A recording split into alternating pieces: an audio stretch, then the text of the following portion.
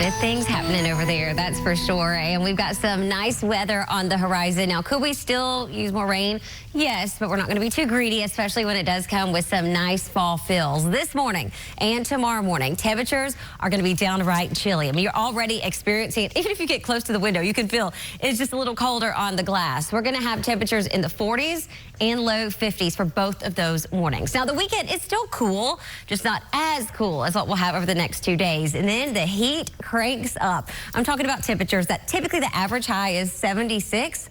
We're going to hit that at lunchtime for so many of us, and we will surpass that into the mid and even upper 80s as we go into the work week next week. It's like the tale of two seasons. This is not out of the ordinary. This is typical. It is the tug of war as we are transitioning from summer falling into winter. Here's a live look for you outside. Visibility looks great for y'all here in Davidson County. Current temperature 54 this morning. It's been a while since we have felt this crisp. Over in Lebanon, y'all are coming in at 52. The roundabout nice and dry. And visibility's for everyone coming in just exquisite. The reason being, we've had winds out of our north overnight, and that continues to stir up our atmosphere, keeping things from settling too much. Plus, we've got some really dry conditions. You'll notice on the Power 5 radars, we continue to have the lack of rain in our immediate areas. And here's a look at those winds. Nothing too absurd, but enough to keep fog from being able to form. And then, of course, you account for the fact that dew points are in the 40s and 50s. That helps with the drying out of the atmosphere as well. Temperature-wise, though, look at this. 48 for y'all over in Portland, 55 in Columbia, as well as into Fayetteville, 50 in Cookeville, 48 in Crossville, 52 over in Murray.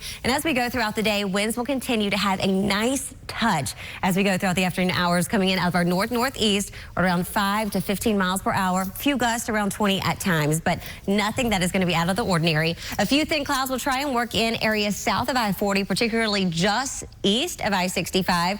It's just a little bit of decor, not looking to have anything other than that. And then we'll look to see a few thin clouds tomorrow morning, but they're really not going to hinder us too much from staying warm. We're actually going to see those temperatures drop for us again.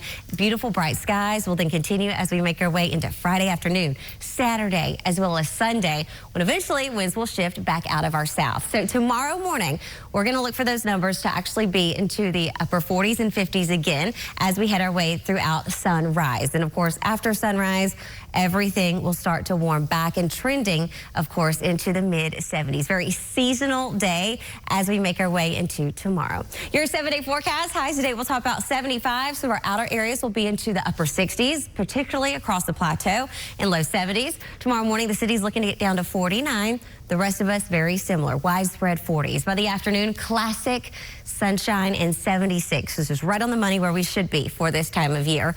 There's still cool mornings ahead Saturday as well as Sunday.